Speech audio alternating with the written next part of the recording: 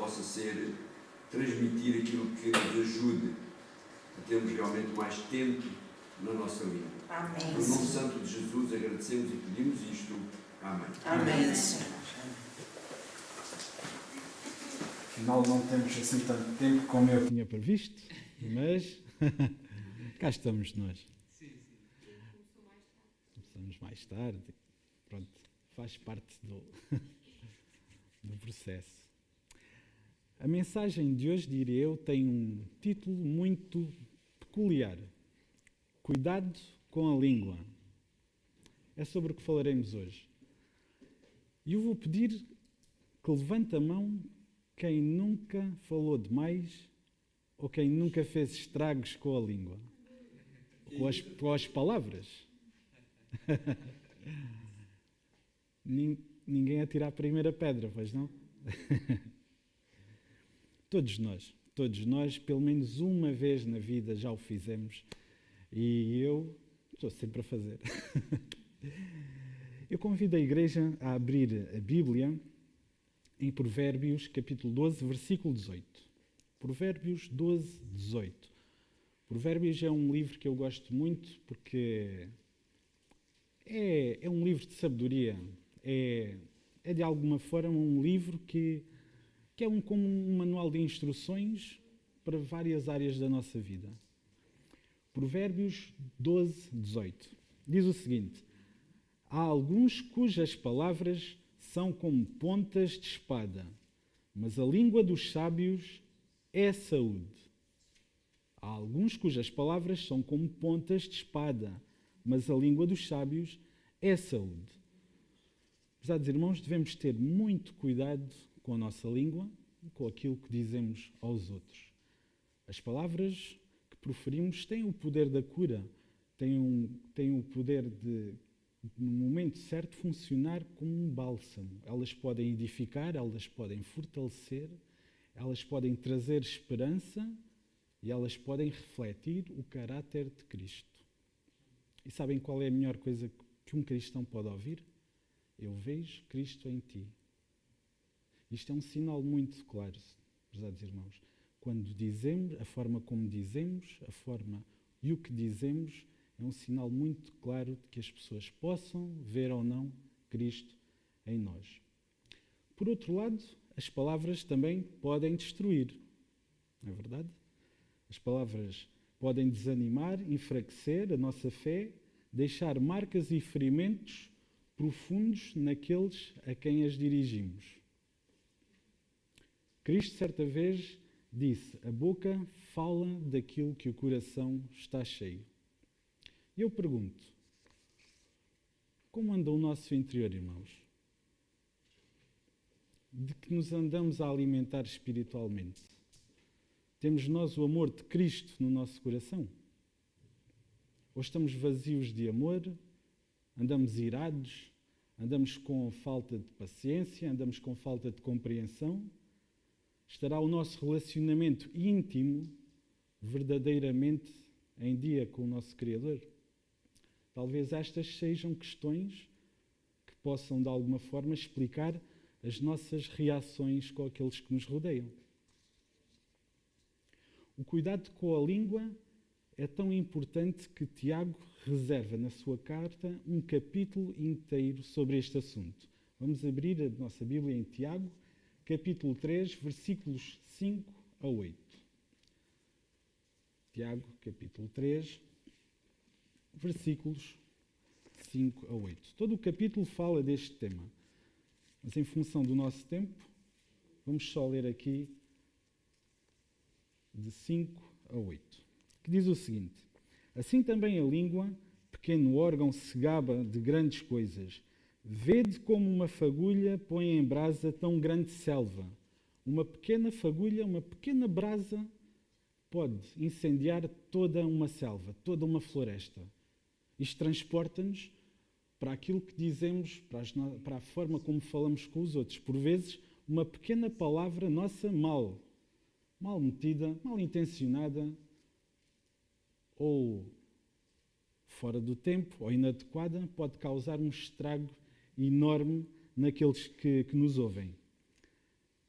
Ora, a língua é fogo, é mundo de iniquidade. A língua está situada entre os membros do nosso corpo e contamina o corpo inteiro e não só põe em chamas toda a carreira da existência humana, como também é posta ela mesma em chamas pelo inferno. Pois toda a espécie de feras, de aves, de répteis e de seres marinhos se doma e tem sido domada pelo género humano. A língua, porém, nenhum homem é capaz de domar. É mal incontido, carregado de veneno mortífero.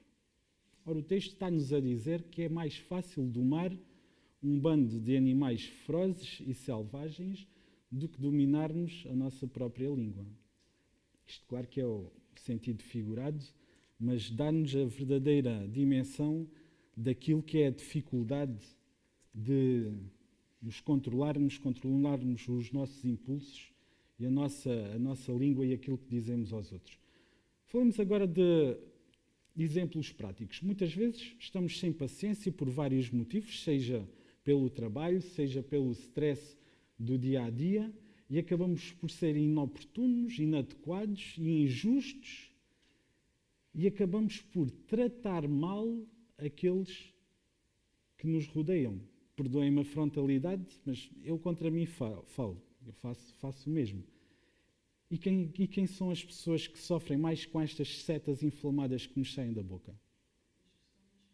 As pessoas que são mais próximas, aqueles que mais amamos e aqueles que mais nos amam.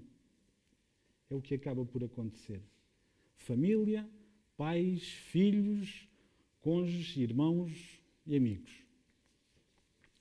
E curiosamente, temos a tendência de ter mais paciência com quem não conhecemos do que propriamente com quem temos mais proximidade. Isto acontece. Eu não estou a dizer que não temos que ter cuidado com as outras pessoas com quem não somos próximos, mas é algo que acontece e é algo sobre o qual devemos orar. E porquê? Porque se não vigiarmos e eliminarmos este mal, torna-se subtilmente um hábito nas nossas vidas. E é aí que começa uma destruição das relações e laços afetivos. Todas as rupturas têm um início. Todas as rupturas. Tudo começa por um ponto. E na maior parte das vezes são com estas agressões verbais. Não é verdade? Há todo um conjunto de situações que degrada as relações. Mas as agressões verbais, o que dizemos, e a nossa língua tem um contributo gigante para que hajam estas rupturas. E muitas das vezes não nos apercebemos que este mal começou pela nossa boca. E as consequências são mágoa, sofrimento, dor, aumento progressivo dos conflitos. Porquê? Porque acaba por se tornar um hábito, subtilmente, se não nos apercebemos, continuamos a falar com pouco cuidado. Não notamos logo à partida que haja uma consequência, mas é algo que tende a degradar-se, muito subtilmente. E se estamos a passar por esta situação, irmãos, é a altura e este é o momento de fazermos uma introspeção. E se não conseguimos sair daí por alguma razão, pode ser por orgulho, nós não somos perfeitos, nós carecemos da graça de Deus, estamos com orgulho em ter cuidado com a forma como falamos com aqueles que nos são próximos. Possamos orar a Deus e pôr esse problema no trono dele, no trono de graça. Por favor, Senhor, ajuda-me a controlar os meus impulsos, ajuda-me a tratar aqueles que me rodeiam como merecem, ajuda-me a tratar as pessoas que são mais próximas e aqueles que não são, com amor. Ajuda-me a refletir o caráter de Cristo perante todos aqueles que me rodeiam. Temos outro campo, que é o campo do trabalho, que, por norma, é o nosso campo de obstáculos mais, como é que eu hei de dizer, aquele que maior grau de dificuldade poderá ter nas nossas vidas. por várias razões. A primeira é porque passamos lá a maior parte do nosso tempo, não é verdade? É onde somos avaliados, é onde somos pressionados, é onde somos desafiados, não é? Porque estamos a servir a um Senhor, temos um compromisso e temos que dar o nosso melhor. E por vezes estamos com pessoas com quem não escolhemos estar, que são os nossos colegas, que às vezes, se não tivermos sorte, podem ser maus colegas, ou bons colegas, se tivermos sorte. Isto para dizer o quê? Porque isto são fatores que condicionam o nosso estado psicológico. E quando não temos atenção a isto, quando não temos o nosso relacionamento diário com Deus, trazido de casa, este é o momento ideal para o inimigo atuar. Porque o inimigo está lá em todo o momento, ele anda à nossa volta, ele anda bramando como um leão. Ele está atento a todas as brechas. Eu estou a dizer isto porquê? Porque eu vivencio isto no meu dia-a-dia. E é preciso que andemos em oração. Oremos sem cessar. E se às vezes precisamos de um momento mais a sós com Deus, por que não ir à casa de banho? Um sítio onde estejamos mais a sós. Um sítio onde nós possamos efetivar a nossa união com Deus naquele momento. Devemos orar sem cessar, que é andar com Deus no pensamento. Mas se por vezes for preciso nos recolhermos para orar, por que não a casa de banho? Outro sítio qualquer. O ambiente de trabalho é muitas vezes contaminado pelas chamadas fofocas, como dizem os nossos irmãos brasileiros, por intrigas, contendas e maldicências que trazem um mal-estar, a divisão, quebras de rendimento, quebras de confiança, etc, etc. Tudo isto advém de não vigiarmos. Tudo isto advém das consequências da nossa língua, daquilo que nos sai sem controle. Na revista Review and Herald, na publicação de 14 de junho de 1892, com o tema O Espírito de Crítica e Acusação, Ellen White diz-nos o seguinte: nada há que Satanás mais aprecie que a maldicência e a acusação. Isto é o que o nosso inimigo adora. É o que ele quer. E nós não nos apercebemos. Não o vemos. Devemos estar vigilantes. E, infelizmente, são sentimentos, são coisas que nos vêm. Vêm. E são tudo coisas que o nosso Deus abomina. Por isso temos que vigiar em todo o tempo, porque é muito fácil cairmos, irmãos. Porque este é o testemunho que estamos a dar. Nós estamos em nossa casa, estamos na igreja, estamos no trabalho. Trabalho é onde estamos mais tempo. Somos cristãos. Os nossos colegas sabem que somos cristãos, porque se não souberem, alguma coisa está errada. E o nosso testemunho é a nossa postura, é o nosso caráter de Cristo. É o caráter de Cristo espelhado em nós. Este é o testemunho que temos que dar. Se por vezes não conseguimos abordar os nossos colegas com doutrina ou teologia ou assuntos difíceis, porque é difícil chegar ao pé dos nossos colegas com esse tipo de assunto. A nossa postura, aquilo que dizemos, aquilo que falamos, esse é o nosso testemunho. Porquê? Porque temos um evangelho para proclamar. Temos as mensagens dos 3 anjos para proclamar. Temos que contar ao mundo que Jesus vai voltar. E como é que as pessoas vão acreditar em nós se olham para a gente e olham? Tu, a forma como tu falas. Estás sempre a falar mal dos outros pelas costas? Estás sempre a queixar?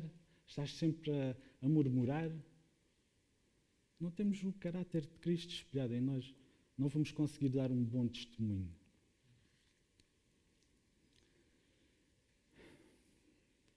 Por tudo isto, irmãos, a oração durante o trabalho é importantíssima para que Deus nos ajude a controlar a nossa língua e os nossos impulsos. Devemos orar sem cessar, fazer Deus fazer parte do nosso dia-a-dia. não só estar com ele em pensamento, fazê-lo participar também das nossas tarefas, por que não? Eu trabalho em logística, trabalho num armazém. É-me dado uma tarefa para desempenhar, eu tenho um objetivo a cumprir, tenho um prazo e ao mesmo tempo estão a acontecer muitas outras coisas e às vezes eu tenho que parar aquele meu objetivo, aquela minha tarefa, para fazer outra coisa, para depois retomar, tenho um prazo para cumprir e logo eu penso, eu já começo a ficar estressado e com pouco tempo.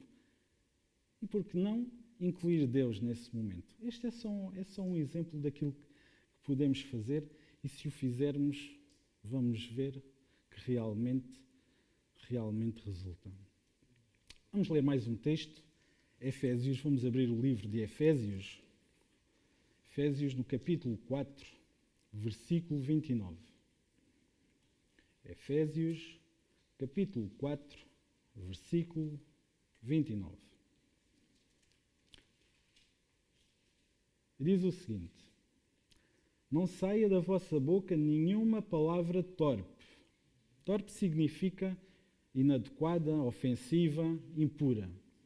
Não saia da vossa boca nenhuma palavra torpe, e sim unicamente se for boa para edificação.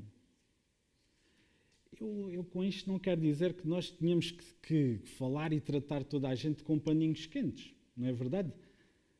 Por vezes precisamos ser mais firmes com as pessoas com quem estamos a lidar, consoante a situação, consoante o contexto. Porque às vezes sermos um pouco mais firmes é pedagógico. A realidade é essa. Jesus nem sempre falou com paninhos quentes. Jesus nem sempre falou com um sorriso na boca. Ele falou da forma que a situação e o momento o exigia.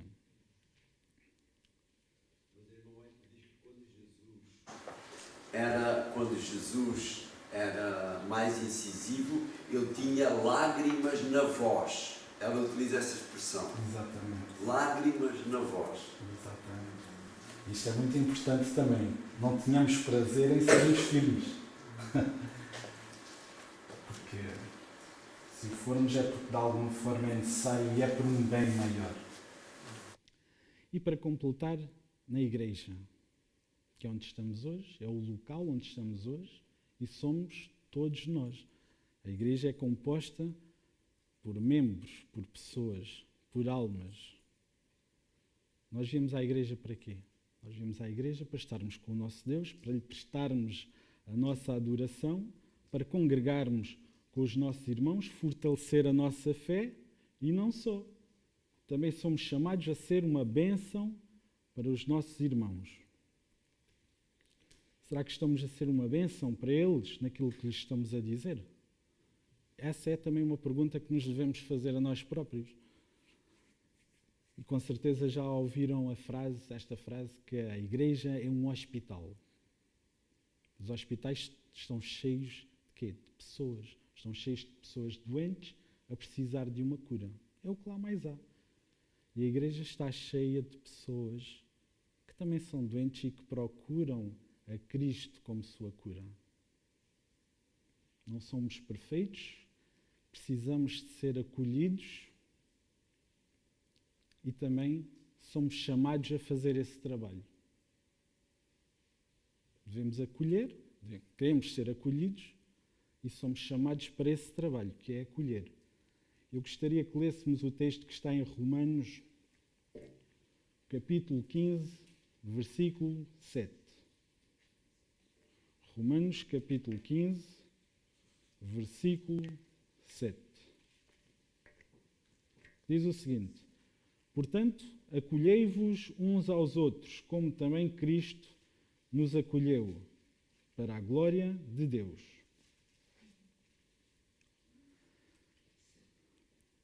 Precisamos de palavras de atenção, palavras de carinho, palavras de boas-vindas com aqueles que nos visitam, com aqueles que estão cá. Precisamos de criar empatia com os nossos irmãos. E isto não são só palavras, são atos. Estejamos atentos aos nossos irmãos que vêm à igreja. Estar atentos subtilmente. Muitas vezes nós estamos aqui, temos a igreja cheia aos sábados e o culto acaba, porque durante o culto estamos focados naquilo que é importante, que é o foco em Deus, mas depois o culto acaba e estamos lá fora a conviver. Muitos vão para as suas casas e outros ficam para conversar um pouco. E muitas caras sorriem, mas por dentro talvez estejam a chorar. E é aí que talvez nós devêssemos estar atentos a essas pessoas. Porque é nesse momento que talvez as nossas palavras sejam necessárias, por outro lado, também seja um momento que devamos falar calados. Falar calados é dar atenção à pessoa. A atenção que a pessoa precisa naquele momento.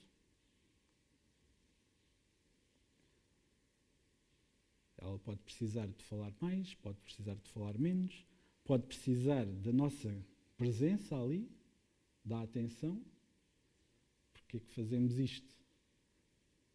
Fazemos isto porque somos cristãos, fazemos isto porque somos irmãos. Não podemos chamar de irmãos só na associação da palavra. Temos que manter em prática também. Muitos nos vêm visitar, estão connosco, nós damos as boas-vindas durante o culto, mas depois saem, vão-se embora e ninguém foi falar com essas pessoas. Na grande parte das vezes, quem se vai embora até nem quer falar. Quer vir assistir o culto, já assistiu e foi-se embora, foi à vida dele. Mas há pessoas, visitas, na maior parte das vezes, que vêm pela primeira vez, o culto acaba e ficam lá fora. E estão acompanhadas, mas estão acompanhadas, sabem por quem? Por aqueles que vieram com eles, pelos amigos. E nesse momento nós, aqui na igreja, possamos ir ter com a pessoa.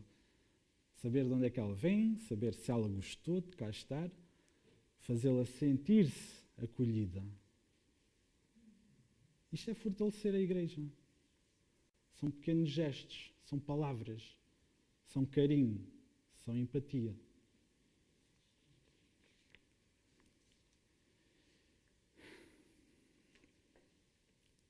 Vou contar um breve testemunho, estou quase a terminar.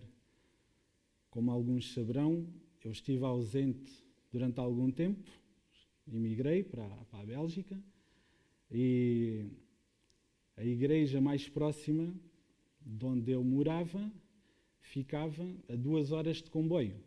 Eram 80 quilómetros, mas por comboio eram mais ou menos 2 horas, porque havia várias paragens e era uma caminhada, era uma viagem longa.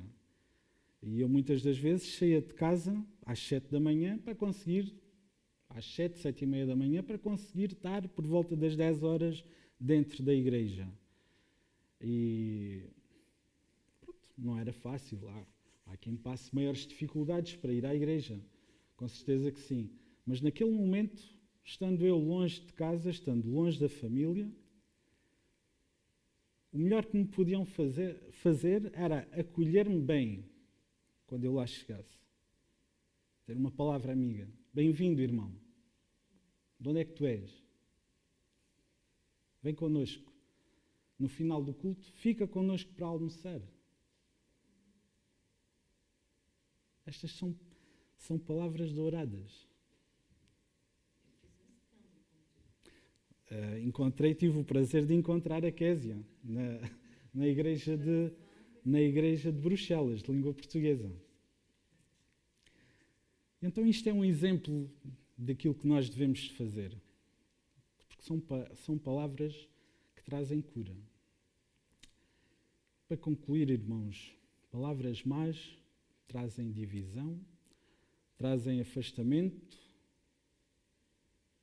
desonram a Cristo e apagam o amor. Palavras boas trazem harmonia, trazem reconciliação, levantam quem está caído, fortalecem a fé, unem e curam. A Bíblia nos manda usar a língua para edificar e não para destruir. Por isso, irmãos, como lemos lá no início, em Provérbios 12, 18, que as nossas palavras não sejam como uma espada, mas que sejam como o sábio que traz a cura. Que o Senhor nos abençoe, que o Senhor nos instrua e nos fortaleça a ser uma luz e uma bênção para os outros à nossa volta. Que Ele sempre intervenha no momento em que achemos que não temos controle. Possamos vigiar a todo momento, porque basta baixarmos a guarda para que as coisas aconteçam. Que o Senhor nos abençoe.